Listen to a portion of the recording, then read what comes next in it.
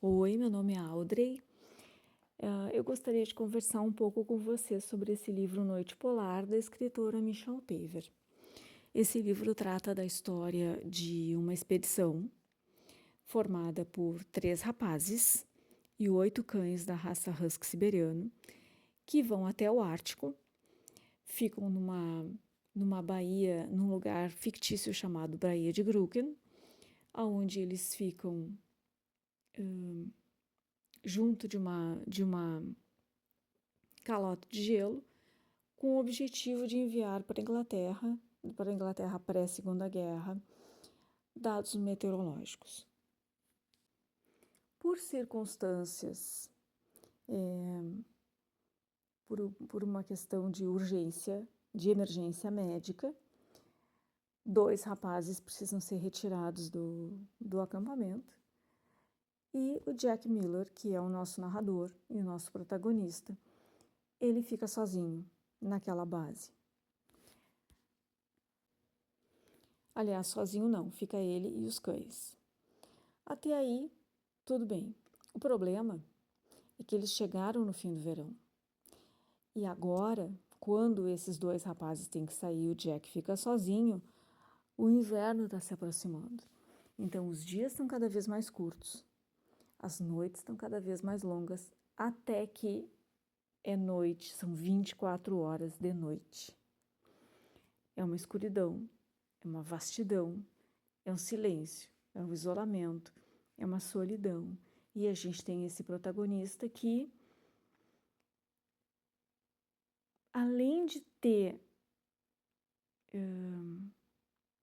uma suscetibilidade emocional muito grande, ele não está com a sua saúde emocional, mental perfeitamente equilibrada. Além disso, ele tem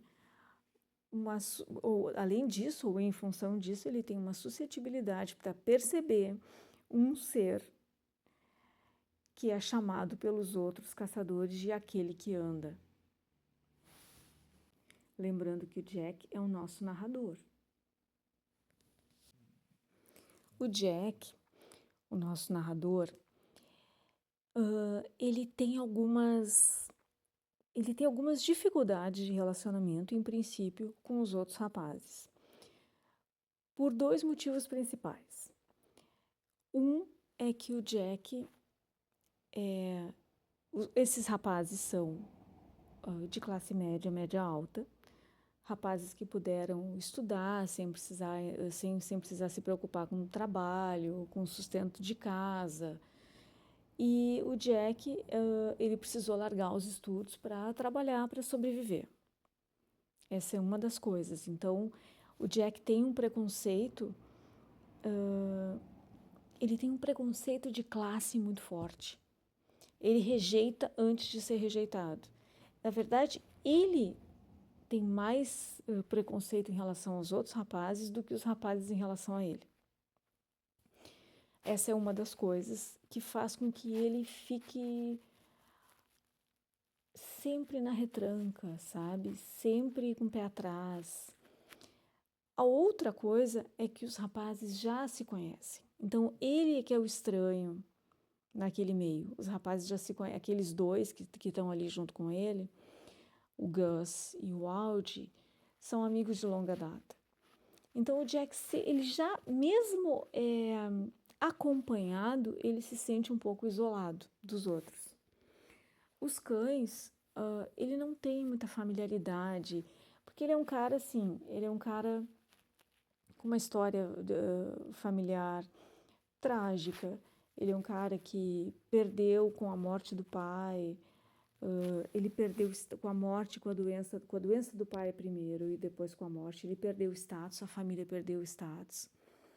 Ele passou por perdas importantes, ele não tem ninguém mais, ele não tem família, ele não tem amigos.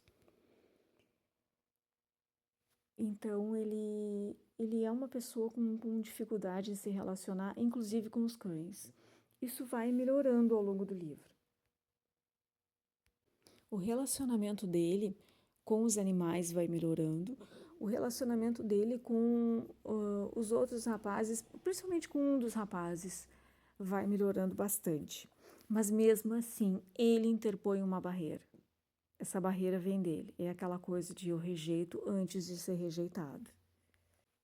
O que a gente facilmente percebe no livro é que o Jack está sempre querendo se provar. Ele não quer mostrar vulnerabilidade, ele quer se mostrar melhor que os outros. Ele tem essa... Como ele se sente menos, ele quer se mostrar mais. Um personagem bastante interessante é o Capitão Erickson. É o norueguês, o capitão do barco, que leva os rapazes para a Baía de Grücken. Ele dá algumas informações esparsas sobre o lugar, mas ele não esclarece muito bem. Os rapazes, o Jack, né, percebe que eles têm um desconforto com o lugar, mas não fica nesse momento, no início do livro, nada fica explicado. O que eles percebem é que durante os dias que a tripulação fica descarregando o equipamento dos rapazes, nenhum deles dorme em terra. Eles dormem sempre no navio. Explorando ali os arredores, os rapazes encontram restos de uma antiga mina, porque teve a corrida do carvão para o Ártico no início do século XX, e encontram uma choça, né, uns restos de uma... que nem é uma cabana, nem chega a ser uma cabana, não serve nem para canil dos cachorros. E encontram aquilo ali em ruínas e tal, não dão muito valor. Mas na hora de construir a sua cabana para se estabelecer ali durante os próximos meses, eles escolhem justamente demolir a choça e colocar a cabana ali, apesar dos protestos do capitão.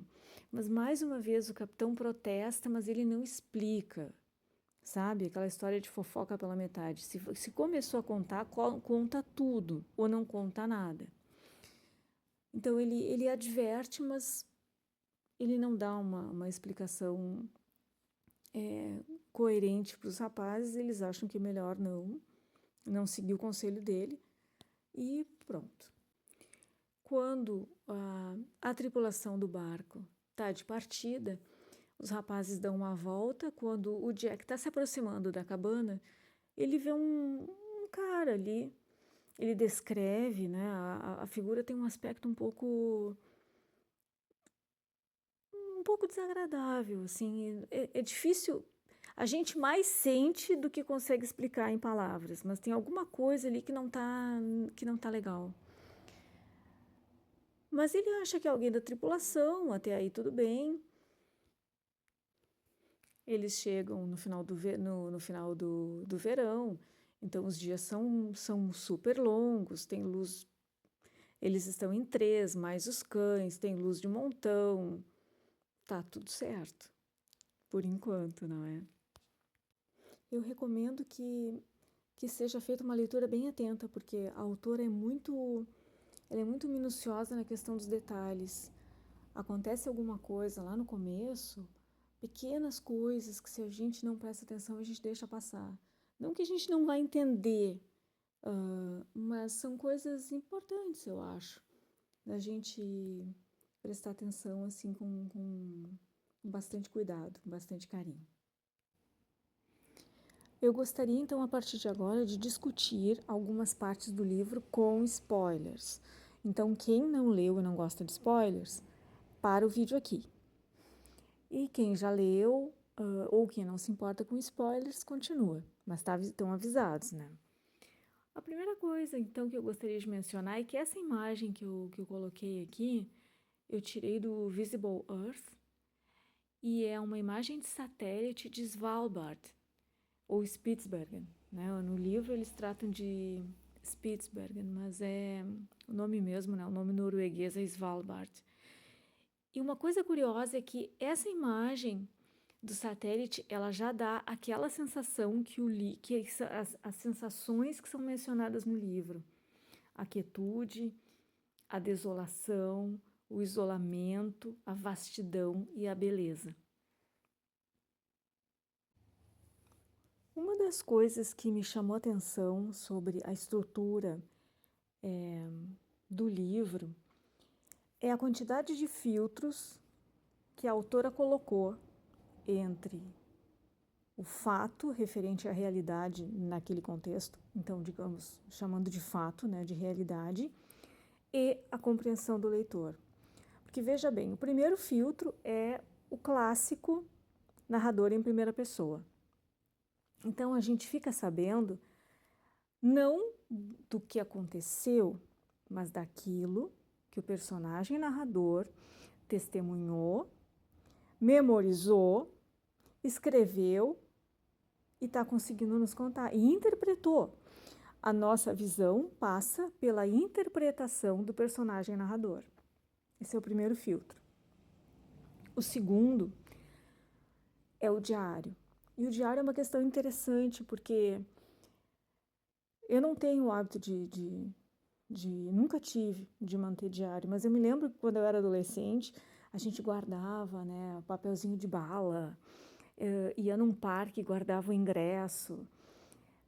Claro que aqui eu estou dando um exemplo de algo que aconteceu muito no passado, mas o que eu quero dizer é que aquilo que nos parece importante registrar num determinado momento, passado um tempo, muda.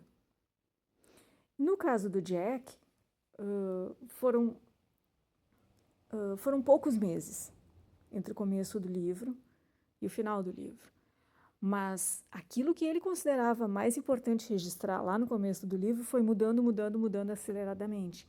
Então, a gente tem esse segundo filtro, num diário, quer dizer, é o narrador em primeira pessoa que está escrevendo no diário aquilo que ele julgou importante naquele momento, da maneira como ele enxerga e a maneira como a gente está conseguindo compreender. Mas ainda tem mais. Se vocês lembrarem, para quem já leu, tem uma parte em que o Jack está sozinho na cabana, ele pega o diário do Gus, porque ele está assim tão perturbado que ele diz, azar a privacidade, eu preciso colocar alguma, né, ocupar minha mente para sair da paranoia. Ele pega o diário do Gus. No diário do Gus tem o Gus falando sobre coisas que aconteceram, algumas que o Jack testemunhou, outras que o Jack não testemunhou. E também tem a menção a algo que o Audi falou para o Gus. E o Gus, pensem na quantidade de formas indiretas da gente saber uma informação. Então, o Audi fala para o Gus. O Gus, depois, mais tarde naquele mesmo dia, registra no diário. Passado um tempo, o Jack pega aquele diário e lê. Depois, o Jack registra a impressão que ele teve daquela leitura no seu diário. E nós, leitores, estamos lendo o diário do Jack. Então, o que o Audi realmente viveu, a gente não sabe. Um último filtro que eu achei um ponto assim, porque tem uma coisa assim no final. Eu achei que o final podia ser melhor. Não é melhor o que aconteceu propriamente, mas melhor explicado, melhor contado. Mas isso tem a ver também com mais um desses filtros, porque veja bem, chega uma parte do livro em que o Jack não escreve mais no diário. Como é que a gente fica sabendo, então, o que acontece depois? É porque ele escreve uma carta para o Gus 10 anos depois do ocorrido. Então, a gente, além de ter essa limitação do narrador em primeira pessoa, a limitação do que ele se dispõe a escrever, a gente ainda tem a questão da barreira do tempo. E do quanto o tempo modifica a memória que a gente tem dos fatos. E não tanto a nossa memória objetiva, mas a nossa memória emocional a respeito dos fatos. Então, nesse sentido, embora eu tenha ficado um pouco frustrada com a carência de informações, de detalhes no final, eu acho que fez sentido dentro desse contexto de... É como se a gente olhasse, na medida em que o Jack vai ficando mais perturbado, a gente vai percebendo aquela história cada vez... É como se a gente estivesse numa neblina, e a neblina cada vez mais densa. Então, a gente começa com um dia claro, assim como os rapazes estão. Eles chegam no Ártico, é dia sem noite ainda, é final do verão. Depois, agora eu falei que era dia sem noite, mas eu acho que é muito dia e pouca noite. Bom, não me lembro agora. E aquilo vai, na medida em que as coisas vão gradativamente se tornando mais escuras na natureza, que as noites vão ficando mais longas, os dias mais curtos, a compreensão que a gente tem do que está acontecendo também. Uma outra coisa legal de perceber é que mais para o final do livro, acredito eu, que a percepção que o Jack tem do ambiente é cada vez mais subjetiva, claro que toda a nossa percepção é subjetiva, mas eu vou dar um exemplo do que eu quero dizer. Ele está na escuridão, tem névoa, então não tem dia, né? Já é a noite polar, não tem dia. E chega o Bjorvik para passar uma semana com o Jack. O Bjorvik é um caçador, amigo do Erickson, capitão do navio. Quando ele chega, o Jack olha pela janela, é lua cheia, a lua ilumina tudo, não tem uma nuvem no céu. E quando o Bjorvik vai embora uma semana depois, já não tem mais lua, já passa a ser lua minguante, já é uma escuridão, já tem névoa, já tem nuvem, aquela sensação de medo volta. Pior, porque ele teve uma semana de segurança, então aquela sensação volta 1000 vezes pior, eu acho. E daí depois que o Bjorvik vai embora, que ele fica sabendo e a gente fica sabendo do que aconteceu com o fantasma, com o homem, aconteceu com o homem que agora é fantasma. Ou pelo menos a gente fica sabendo de partes que nos permitem subentender o que houve. Isso foi um acerto da autora, eu acho, porque quando a gente imagina pior do que é, né? Então, eu acho que nesse sentido foi um acerto. Achei bastante curioso isso do quanto o ambiente a descrição do ambiente vai casando com as emoções do Jack. Duas coisas que eu achei desnecessárias. Eu achei que aquela suposta paixão que acontece no livro Remou contra a Maré, eu acho que não combinou com o fluxo de horror, de terror em que o livro estava, de horror psicológico, de terror, de... Aquilo ali eu acho que se não existisse, não ia fazer falta. Uma outra coisa que eu acho que se não existisse, não ia fazer falta, ia ser até melhor se não estivesse no livro, é aquela carta que o Audi está escrevendo no começo do livro. Aquela carta, eu sei que tem uma técnica de antecipar o que vai acontecer para aumentar o suspense, mas no frigir dos ovos, aquela carta dá spoiler e não é amarrada. Aquilo lá é feito tem aquela carta no começo, aquela carta não é mais retomada. Então, eu acho que quem não leu ainda pula aquela parte. Nem lê no final aquela carta ali. Eu já vou avisando também que para quem é cachorreiro, esse livro dá uma angústia enorme, assim. Que tem os 8 huskies que fazem parte da expedição. Em vários momentos do livro a gente fica tenso por eles. quem gosta de bicho, não é só de cachorro, tá? Quem gosta de animais de modo geral, é um livro angustiante para quem gosta de animais. Eu sei que faz parte, né, da própria preparação do clima para o terror, mas para mim é um pouco penoso, tá? Para mim foi penoso. Essa parte referente aos animais foi complicada. Não que fosse não que seja ruim, não é isso, mas pesa, né? A gente começa a ficar, como todo livro de horror, né? A gente começa a ficar com o coração pesado, eu acho. Porque se a gente vai parar para pensar, o horror, o terror, ele é um, ele é um drama muito triste. No fundo é isso. Tem muita tristeza envolvida na literatura de horror, na literatura de terror. E por falar em tristeza, senti muita pena do fantasma também, sabe? Muita, muita pena.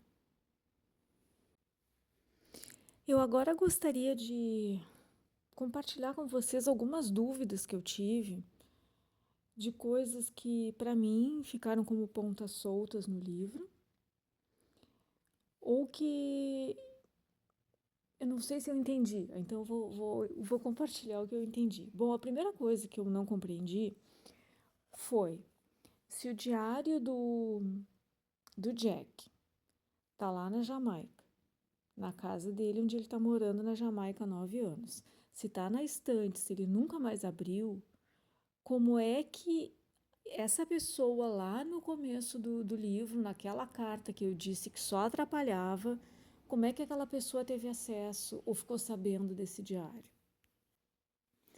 Outra coisa que eu subentendi, e eu gostaria de saber se vocês também entenderam assim. O caçador de Grooken, né, o fantasma, vocês também entenderam que ele foi afogado, esfolado e queimado? Porque foi o que eu entendi. Porque ele aparecia naquele sonho do Jack, a gente não sabe se é sonho ou não, mas aparecia aquela cabeça molhada e tinha a questão do poste, né? Do poste de urso. Tem alguns dados que são, entre aspas, objetivos, porque passa pela subjetividade do Jack, mas foi o que eu entendi, que ele foi afogado, esfolado e queimado. Outra coisa, o Gus morreu de que jeito? Ele se desequilibrou naquela confusão e caiu? O fantasma tirou ele do barco? O que aconteceu ali? Eu também não entendi muito bem. O que vocês entenderam? Eu gostaria então de concluir dizendo que eu gostei bastante do livro, que eu recomendo para todo mundo que gosta de terror, de horror, principalmente de horror psicológico. Ele é um livro que tem a construção do suspense, a construção do clima de horror, ela é muito eficiente.